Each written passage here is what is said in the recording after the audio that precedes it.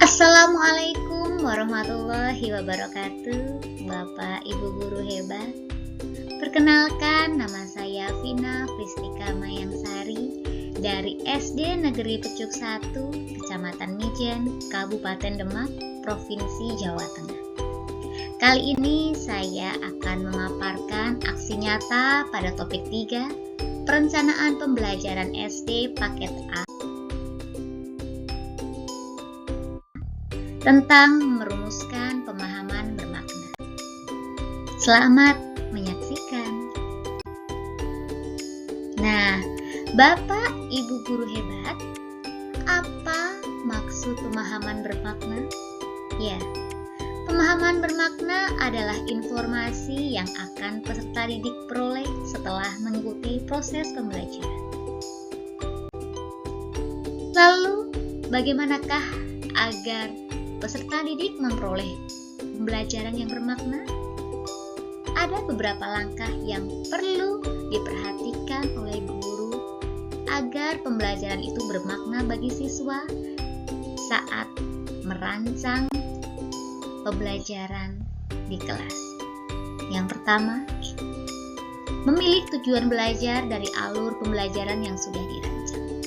Dalam hal ini, kita sebagai seorang guru harus mengetahui apakah tujuan pembelajaran ini kontekstual dengan kondisi lingkungan sekitar dan apakah tujuan pembelajaran yang sudah sesuai dengan kebutuhan dan tahapan peserta didik.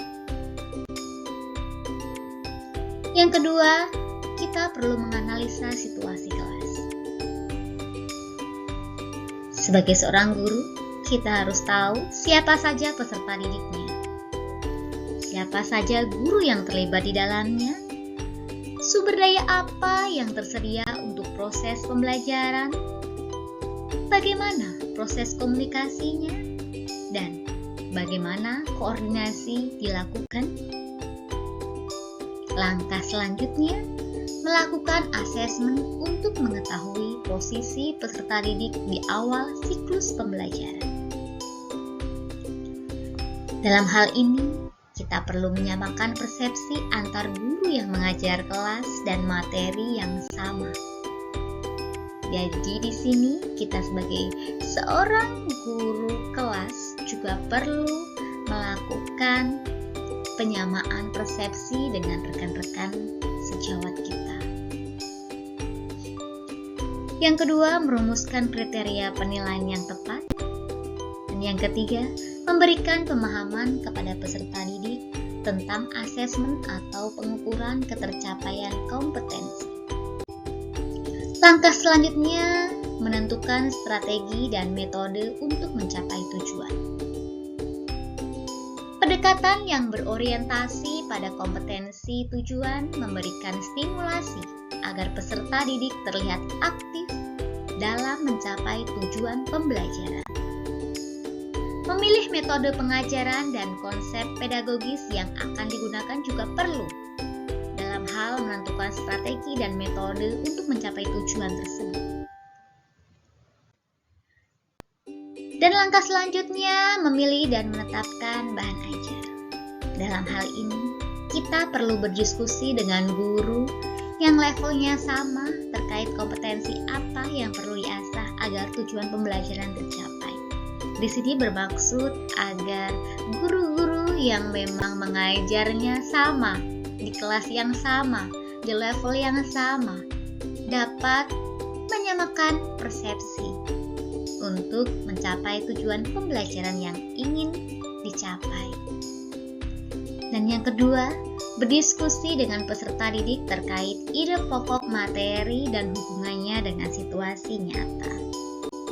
Langkah selanjutnya, sosialisasi target belajar dan menyepakati pembelajaran peserta didik. Nah, apa saja target yang akan dicapai? Ya, Tentunya kita harus tahu bagaimana cara peserta didik dapat memahami target yang akan dicapai tersebut. Kemudian selanjutnya kita perlu pelaksanaan pembelajaran dan asesmen untuk memonitor kemajuan belajar selama proses pembelajaran. Dalam hal ini, guru memberikan umpan balik kepada peserta didik secara intensif. Melatih keterampilan refleksi bagi peserta didik sehingga mereka memahami hal-hal yang sudah tercapai dan hal yang perlu diperbaiki.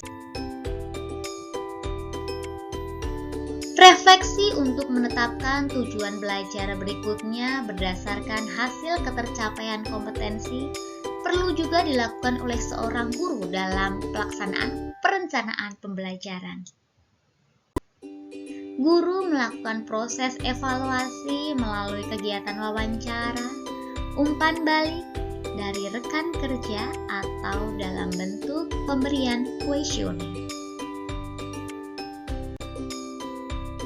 Terima kasih Bapak Ibu guru hebat dan salam merdeka belajar.